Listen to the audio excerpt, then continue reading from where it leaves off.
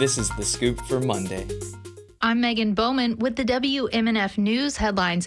Kindergarten through 12th grade students around the Tampa Bay area are heading back to school today, and AAA Auto Club is issuing a safety alert for drivers. Spokesperson Mark Jenkins says people should be prepared for heavier than normal traffic, especially at first, since many parents drive their kids to school the first few days back. He says drivers should add an extra half hour for their morning commute this week. A recent study from AAA says more than half of Floridians drive through a school zone or pass a school bus stop on their driving routes. Jenkins says it will be important to adjust your driving habits since these locations have not been active for the past few months.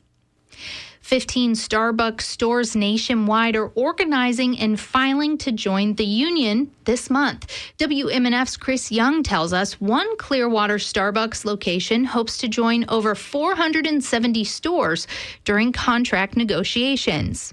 Raven Schwartz has been a barista at Starbucks for 2 years. She said her location wants to unionize for consistent scheduling, higher wages, and recognition in the workplace. Our air conditioning, it was broken for, I want to say, probably like half a year. And we brought it up so many times, and it didn't get fixed. It's still not fully fixed. In a letter signed by 15 stores across the country, workers say that they, quote, refuse to be pawns in a zero-sum game. They want a seat at the bargaining table so that they can have a say in the company's future. But Schwartz says there's no bad blood. You know, we're not anti-Starbucks. Unionizing doesn't mean we're going against Starbucks. We just want to see our needs met, and we just want to get what we need to do our jobs right. Starbucks has said that they are, quote, committed to working together with the union, Starbucks Workers United. Chris Young, WMNF News.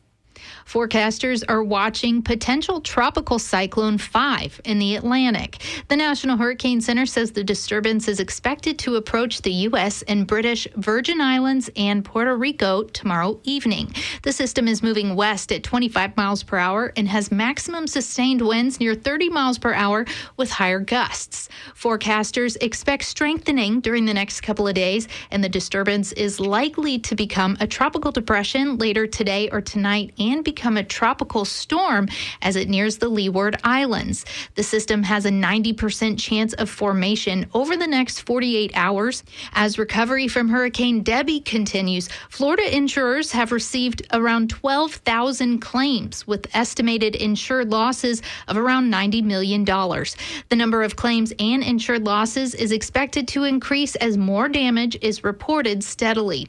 Debby made landfall 1 week ago as a Category 1 hurricane near Steinhatchee in Taylor County. It then moved across rural North Florida and into Georgia as a tropical storm. Federal funding is approved in Sarasota County for residents and business owners who sustained losses from Hurricane Debby. In a press release, the county says FEMA disaster assistance teams are responding to the community and in the hardest hit areas, going door to door to assess and register people for resources. A resource center off Ashton Road is open today through Friday, 9 a.m. to 7 p.m. Officials encourage people to call 311 if they need transportation there.